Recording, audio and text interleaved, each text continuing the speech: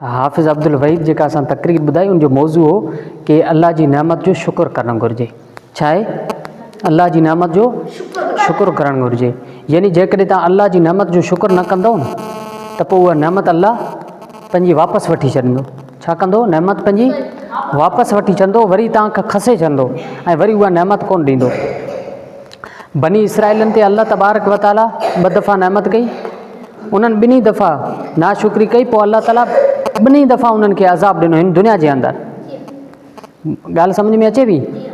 तो असांजे मथां नेमत इहा कई जो असांखे इस्लाम अता फ़रमायो दीन, ऐं ॿी नेमत असांजे मथां इहा कई जो असांखे पैगम्बर रसूलुल्लाह सल्लल्लाहु अलैहि वसल्लम अता फ़रमायो, मुहम्मद रसूलुल्लाह अता फ़रमायो।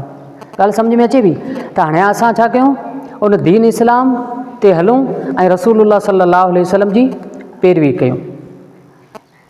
ॿी ॻाल्हि त हीअ जेके अल्लाह तबारक व ताला असांजे कुलनि जे मथां मलाइक विहारिया आहिनि, हू असांजे हर शइ खे लिखनि था, हर शइ खे नोट कनि था। असां नेकी जो कमु कयूं था उहो बि नोट कनि था, असां बुराई जो कमु कयूं था उहो बि नोट कमु कनि था। त असांखे छा करणु घुरिजे? असांखे वधीक नेकियूं करणु घुरिजनि। हाणे नेकियूं सफ़ा सस्तियूं आहिनि, नेकी करणु सफ़ा आसान आहे। अव्हांखे कंहिं दुकान ते वञिणो कोन पवंदो, अव्हांखे कंहिं शहर में वञिणो कोन पवंदो, अव्हांखे कंहिं बुज़ुर्ग वटि वञिणो कोन पवंदो, अव्हांखे कंहिं मौलवी आलिम वटि कोन वञिणो पवंदो कि भई असांखे नेकियूं ॾियो। बल्कि नेकी वञो था न, घर रस्ते ते ई करे सघो था। मिसाल तौरु रस्ते ते वञो पिया, कंडो किरियो पियो आहे या पथर किरियो पियो आहे या अहिड़ी लकड़ी किरी पई आहे जेका हू वेंदड़ रस्ते में माण्हुनि खे तकलीफ़ ॾींदी, या मोटरसाइकिल किरी पवंदो, ई जानवर खे लॻंदी, त उहा लकड़ी तव्हां पथर तव्हां परे उछलो था न हिकिड़े पासे, इन जो बि अल्लाह ताला अव्हांखे सवाबु ॾिए थो।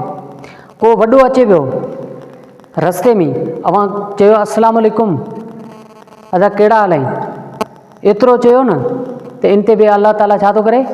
अव्हांखे सवाबु अता फ़रमाए थो। घर विया, घर वारनि खे सलाम कयो, अम्मा अबे सां हाल अहिवाल वरितऊं, अम्मा जे चहिरे ॾे ॾिठो, अबे जे चहिरे ॾे ॾिठो।